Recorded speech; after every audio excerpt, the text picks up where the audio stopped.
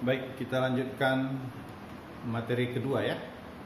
Tadi yang pertama radiasi benda hitam ya. P sama dengan E kali itu kali A kali suhu dipangkatkan 4. Yang kedua hukum pergeseran Wien ya.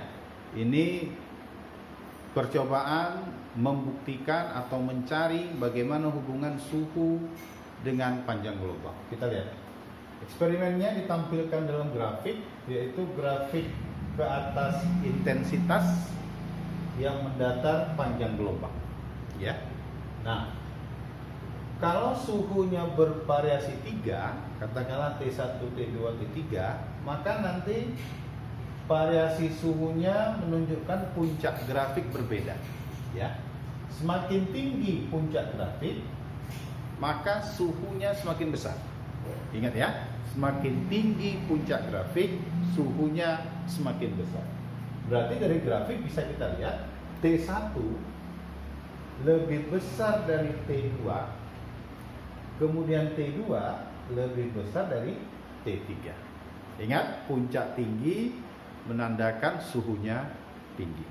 Kemudian, kalau puncak grafik ini kita proyeksikan ke sumbu X, diukur terhadap 0, ini adalah nilai lambda ya, berarti puncak 1 lambdanya lambda 1, puncak kedua lambdanya lambda 2, puncak ketiga lambdanya lambda 3 ya. Ketika puncak grafiknya turun, permukaan kurvanya bergeser ke kanan, makanya disebut dengan hukum pergeseran Wien. Coba perhatikan, kalau T1 lebih besar dari T2, lebih besar dari T3, tapi lambdanya gimana? Lambdanya terbalik. Lambda 1 lebih pendek dari lambda 2, lambda 2 lebih kecil dari lambda 3. Nah, dari sini Wien menyimpulkan bahwa gimana? Panjang gelombang dengan suhu berbanding terbalik. Ya, T dengan suhu berbanding terbalik. Nah, disusunlah persamaan ya, rumus si Wien adalah lambda dikali suhu ini sama dengan konstanta pembanding ya, disebut dengan konstanta Wien, di mana nilai C adalah 2,898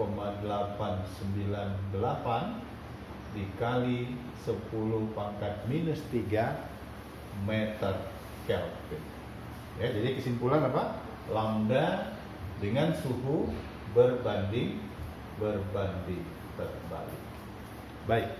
Aplikasinya apa? Begini. Misalnya nanti kalian pergi camping ya, memanaskan tubuh bakar kayu. Berarti kayu bakar biasanya kalau di dunia perkempingan namanya api unggun. Ingat, api unggun warnanya apa? Api unggun warnanya merah. Kemudian di rumah kita masak air pakai kompor gas. Ingat, kompor gas warna apinya apa? Kompor gas warna apinya biru. Baik, kalau kita memasak air dengan menggunakan kompor gas dan kayu bakar, coba bayangkan, yang duluan mendidih yang mana? Jelas kompor gas. Kenapa? Karena kompor gas apinya biru, sementara api unggun apinya merah. Lambda merah lebih besar dibandingkan lambda biru, sehingga suhunya lebih dingin.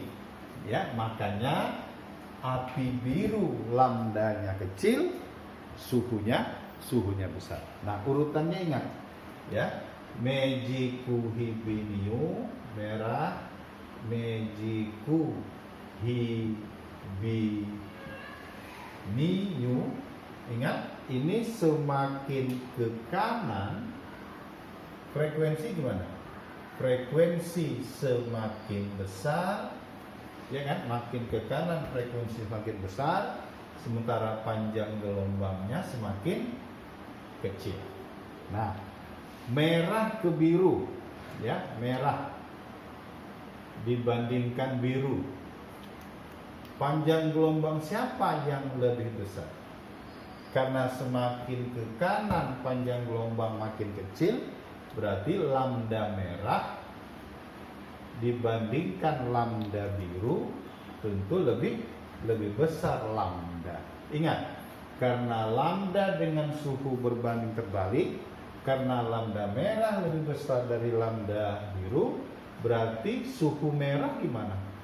Suhu merah lebih kecil dibandingkan suhu biru. Makanya air lebih duluan mendidih jika dipanaskan pakai kompor gas. Ya, ini dia penerapan dari apa? Hukum pergeseran Wien. Oke, Bapak ulang sekali lagi. Hukum pergeseran Wien menunjukkan bahwa lambda dengan suhu berbanding terbalik. Analisis grafiknya, semakin tinggi puncak grafik itu menunjukkan suhu makin besar, tapi panjang gelombangnya paling pendek. Oke, ini yang kedua hukum pergeseran Wien.